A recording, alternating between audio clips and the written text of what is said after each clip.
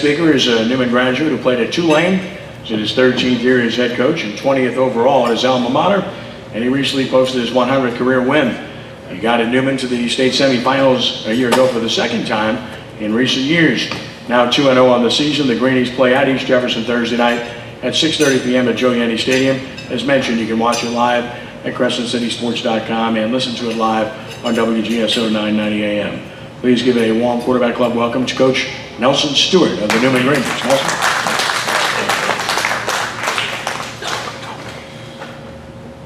Thank you all so much. First off, I want to thank the Quarterback Club. Just as Willie said, it really is a privilege each year to come and get an opportunity to speak about our program and high school football overall. A couple thanks as well. First off, I think I say it every time, but I think there's no two guys that do more for prep sports, and especially football, than Ed Daniels and Ken Trahan. The amount of work and time they put in each and every week just covering our sport, the publicity for our communities does not go unnoticed, and I think I speak for all the coaches in the area. We were just so in debt for the work they do, and again, very appreciative. Anytime I get a chance to speak, I always feel like as a representative of Newman in the football program, I like to give thanks to Tony Reginelli.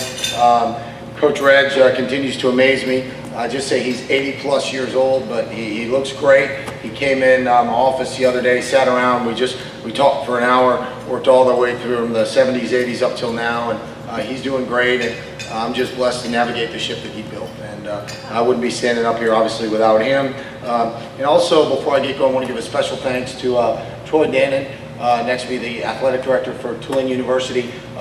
This past weekend, a bunch of my teammates from the 1998 Tulane football team were able to come in and have a little reunion, and he brought us on the field, and we're able just to get together with guys that some I hadn't seen since my wedding and some I hadn't seen since the Liberty Bowl, and it was a blessing to see those guys, see our coaches, and I appreciate Willie Fritz and he taking the time to bring us back, and I think I speak for all of us on that team. I just want to again say publicly thank you. It was just a wonderful moment for us, so thank you so much for that.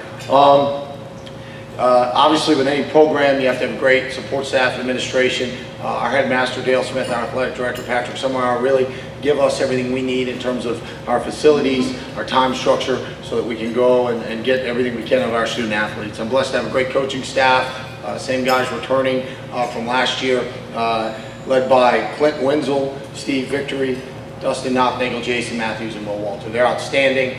And they're just amazing sports system for me on Friday nights and each and every day. Of those guys, Jason Matthews has done an outstanding job leading our middle school program to back-to-back league championships. They're already undefeated this year in our 6th and 7th and 8th grade teams, and he's able to really mimic exactly what we do.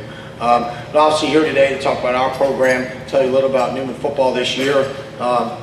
When it comes to us this year, we're actually most excited about our front seven. That's who's returning here. So much about our offense, quarterbacks, wide receivers. All our guys up front are back. I think that's been our strength so far. Led by our defensive ends, James Downing and Brandon Williams. Both are outstanding, and inside with Andrew Godsagan and Joshua Capel. Preston Schnell comes in as well. And our linebackers, Liam Rowan, Wade Politz, and Bobby Moore. I've been very happy with our output so far. Going back to our scrimmage, they've been consistent each and every week.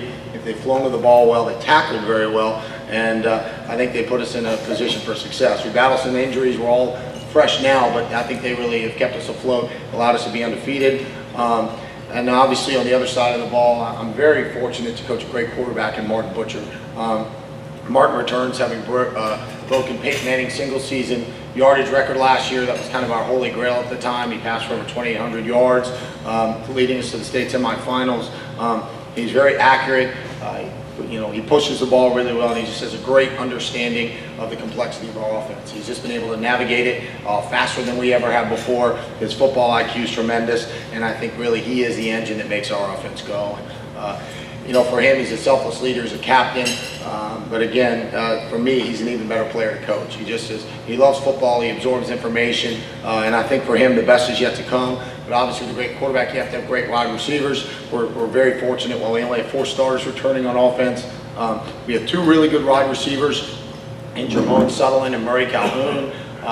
Both of them have all-state potential and really college football potential. Murray being a senior, Jermone is a junior. Both are leaders in the area in terms of receiving, with a couple hundred yards, and really good in terms of their yards per catch. They have great hands. They're coached under great wide receiver coach in Will Walter, who's had such a string of success with his guys, and they've been very, very consistent for us. And on the offensive line, we're led by our sole returning starter, a young man named Kyle Moss, who's outstanding, great puller, very physical. He's not 220-pound guy. He's about 185, 190 pounds, but I assure you he gets everything he has out of his ability. We're obviously very proud of him. This week we have a big opponent. While we're happy to be 2-0, I think now it's time to really compete. We're playing East Jefferson Warriors. It's a team led by Frank Aiello. They have a lot of talent. They played a really tough schedule so far. And Lake Shore and Helen Cox, and while they may be 0-2, we think they're a very good football team. They gave us probably our best game last year, and I think if you see it, they've showed some consistency. We're playing Thursday night again. Very, very thankful. Ken's going to broadcast that on Crescent City Sports. But we're going to play our best football. When you play a 5A opponent, double slot, power run game, you have to play well. And I think up front, they're going to give our offensive line the biggest test to date, and that's really, probably our most improved unit from the beginning of the year. But we know we're going to have to play again our best football. And also moving on from there, looking ahead, obviously, I think we have a very tough district, led by obviously Country Day, who's off to a really good start. They've done a great job. They've got a great quarterback, good size up front. It's probably the best group they've had in Coach Chango's era over there. I think we're going to have to play really good football in order to get that done. But there's a lot of excitement around there for good reason. I think that that's a great program on the horizon. One going back to Steve Victory and Richard one I've always had a lot of respect for. So that'll be a big game for us. And I think Riverside Academy right after, led by Kevin Dizer, played a real tough schedule. I think that's still a very good football team. They're reason they've won state championships, in the state semifinals. While I think they have a number of two-way starters, I think they have a tough stretch with Rummel. They play Bard, they play Dellis after they come out of that. I think that's going to be a really tough Division III team that I think will make some noise in the playoffs, and I think obviously do a really good job. Obviously, Coach Brooks has alluded already to South Plaquemine, their tradition and the job that Coach Silva's doing. And then finally we have Fisher, and that's actually the longest tenured team for me in our district. We've been playing them since I was a player in 1991. A program I respect a lot with Coach Caulfield and the job that they do. Biggest thing for us is we're trying to focus one game at a time. We're able to have some success, pretty good success last year, make it to the state semifinals.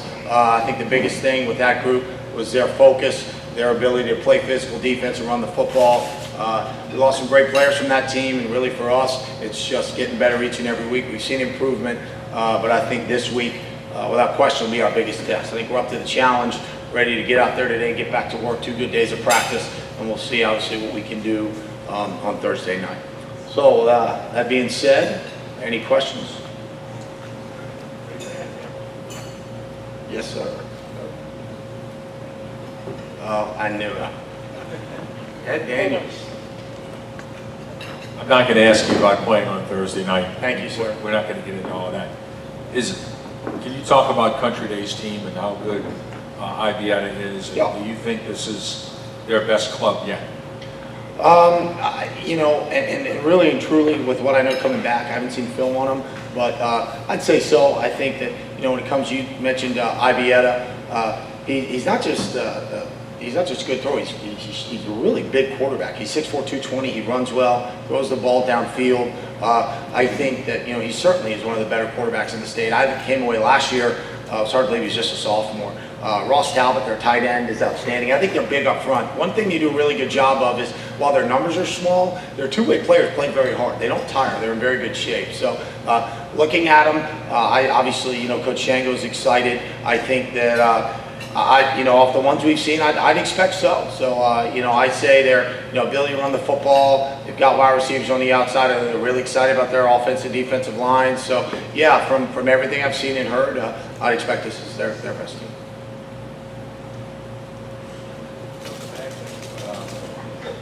You notice a theme here. That boy broke all the things. Yeah, the installments that they take back for all this stuff. Peyton's been pretty good. I think he's gonna be nice to me with little Arch Manning coming up. So be able to coach his nephew. But yeah, no, he actually, it's kind of neat. The thing about Peyton that's so great is he was the first one to call and congratulate him when he did that. You just don't see that very often. Obviously, with Peyton first class, he keeps up with us, and yeah, I don't think I have enough installments to do that, but I appreciate it. Yes, sir. You just mentioned Peyton's nephew. I've heard about it coming up through the playground ranks and stuff like that. Can you talk about what the Yeah, you know, Arch Manning is our 8th grade quarterback. He's pretty, you know, he looks pretty good. He's pretty special. He's coming in with his 2nd year last year in middle school. He led the group to a league championship. He's tall.